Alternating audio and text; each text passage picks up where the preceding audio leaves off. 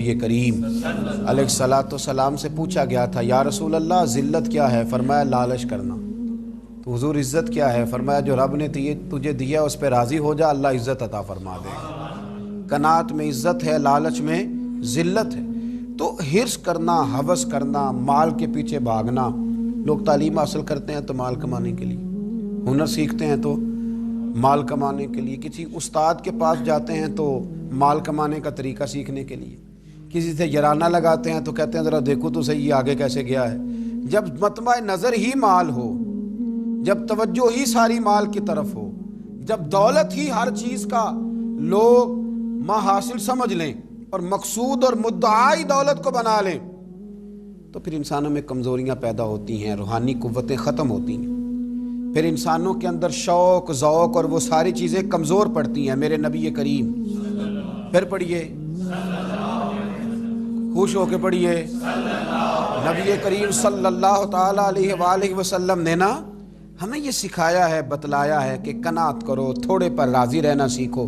اور حضور علیہ الصلوۃ والسلام نے ارشاد فرمایا، مسند امام احمد بن حنبل میں حدیث موجود ہے، فرمایا اللہ تعالیٰ سے ایسی خواہشات سے پناہ مانگا کرو جو خواہشات تمہیں عیب میں ڈال دیں، اور فرمایا ایسی خواہش سے بھی اللہ کی پناہ مانگو جو خواہش پوری کرو تو وہ خواہش ایک اور خواہش میں ڈال دے۔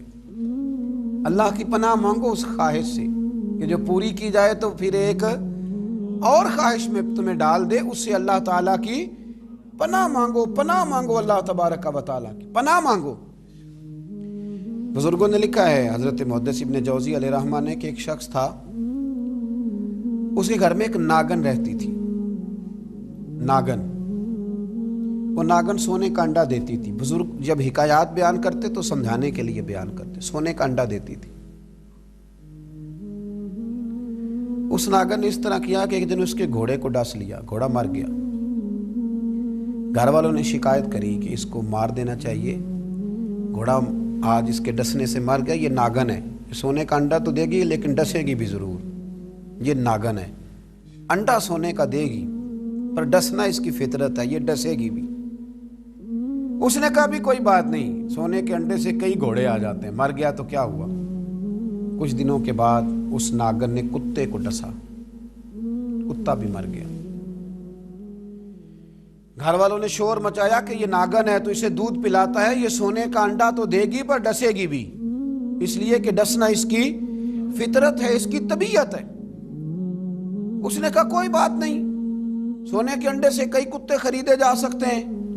کچھ دنوں کے بعد اس نے پڑوسیوں کے کچھ جانوروں کو بھی ڈسا، لیکن جب انسان کی آنکھوں کے سامنے سونے کے انڈے کی اینک لگی ہوتی ہے نا، پھر کتنے لوگ ڈسے جا رہے ہیں اس کی پرواہ نہیں ہوتی۔ جب سونے کے انڈوں کی اینک لگ جاتی ہے، پھر کتنے غریبوں کی کٹیا جلتی ہے پر اس کی پرواہ نہیں ہوتی۔ جب سونے کے انڈوں کی اینک لگ جاتی ہے، پھر کتنے رشتے ٹوٹتے ہیں، لوگ پرواہ نہیں کرتے۔ سونے کے انڈے کی اینک لگی ہوئی تھی۔ پھر ایک وقت ایسا بھی آیا کہ اس شخص کا ایک ہی جوان بیٹا تھا، ایک ہی بیٹا، جس کی طرف دیکھ دیکھ کے ماں باپ جیتے تھے، جو ان کی آرزوؤں کی امیدوں کا مسکن تھا، جو ان کی آنکھوں کی ٹھنڈک تھا، روشنی تھا۔ اس ناگن نے پھر اس بچے کو ڈسا، اور جب اس بچے کا جنازہ اٹھا تو پھر اس نے ہاتھ میں ڈنڈا پکڑا، اور ڈنڈا پکڑ کے جب وہ مارنے لگا نا ناگن کو، تو اس کی بیوی کہنے لگی اسے نہ مار، اپنے اندر کے لالچ کو ڈنڈا مار، اپنے اندر کی اس حرص کو، اس ہوس کو، اس طمع کو، جس نے آج میرے بیٹے کی جان لے لی، جس نے ایک ماں کی گود اجاڑ ڈالی، جس نے اس گھر کی ساری خوشیوں کو تباہ کر دیا، اس لالچ پہ ڈنڈے برسا، جس نے تباہ کر کے رکھ دیا ہر چیز کو، جس نے کچھ بھی آج باقی نہیں چھوڑا، بے قدراں کچھ قدر نہ جاتی، کیتی خوب تسلی ہو، یہ دنیا دار پجاری زر دے، کتیاں دے گل ٹلی ہو۔ میرے نبی کریم علیہ السلام نے فرمایا دنیا کا مال مردار ہے اور طلب کرنے والے کتے، مردار مال کو طلب کر رہے ہیں۔ بیٹے کا جنازہ اٹھ گیا، اب کیا فائدہ ہوا؟ آج روحوں کے جنازے اٹھ رہے ہیں، آج دلوں کے جنازے اٹھ رہے ہیں، آج تن کے اجلے لوگوں کے من کے اندر کچھ بھی موجود نہیں، مردہ روحیں، مردہ دل، मुर्दा ख्यालात, हर चीज माइनस करके जो चीज पीछे बची है वो सिर्फ दौलत है। हर चीज माइनस करके हमारे पास जो पीछे बची हैं वो जायदादें हैं।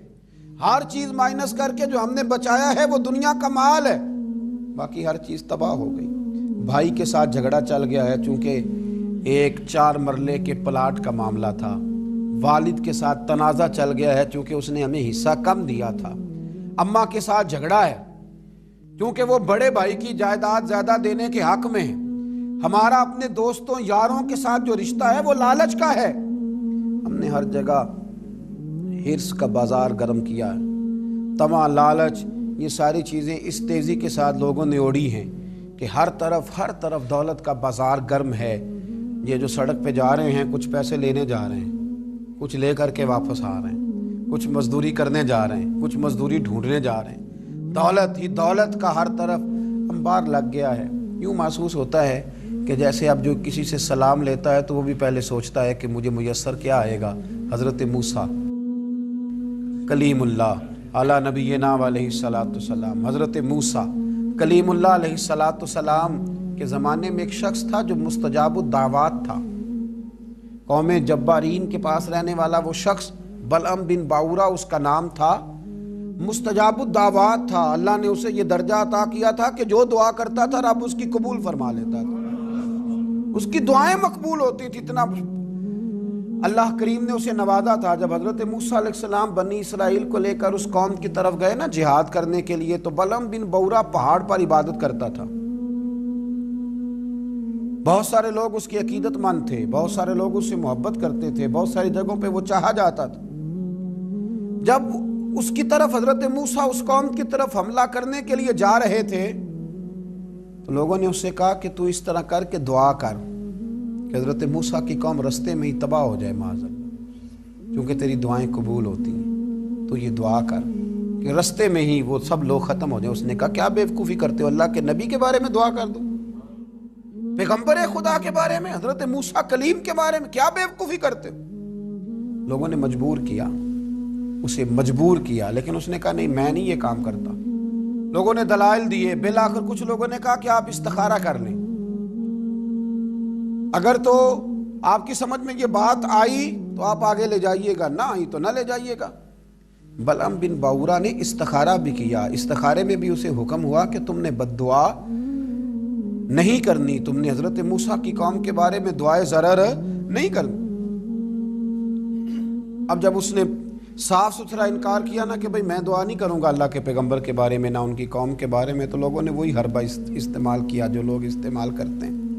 ढेरों तोहफे लेके आ गए, दौलत लेके आ गए।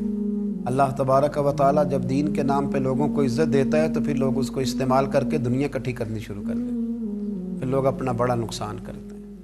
फिर अपनी रूहानियत का, अपनी तासीर का लोग बड़ा नुकसान करते हैं। फिर लफ्ज़ों के हेर फेर से दौलत कमाना चाहते हैं। लेकिन याद रखें, लफ्ज़ तासीर से बनते हैं, तलफ़्फ़ुज़ से नहीं। लफ्ज़ तासीर से बनते हैं, तलफ़्फ़ुज़ से नहीं। अहले दिल आज भी हैं अहले ज़ुबान से आगे, अहले दिल आज भी हैं अहले ज़ुबान से आगे। फिर लोग सौदे करने लगते हैं अपने अल्फाज के, हुरूफ के। बहुत सारे जब तहाइफ मिले, कायल किए तो आमादा हो गया, दौलत जो सामने आई, लालच कर गया। इसको कुरान हकीम ने बयान किया है। इस वाक़े की तरफ कुरान पाक ने इशारा फरमाया। बलअम बिन बाऊरा ने हाथ उठाए और दुआ के लिए जब निकला तो जिस घोड़े पे सवार था, जिस गधे पे सवार था, जब ये जा रहा था ना पहाड़ पे चढ़ के मैं बद्दुआ करूंगा हजरत मूसा की कौम के लिए, जब जा रहा था तो घोड़ा वापस बार बार मुंह फेरता था, वापस इसको कहता था ना जा, वापस आ जा। ये उसको मारता था, पहाड़ की जान में ले जाता था। अल्लाह अकबर।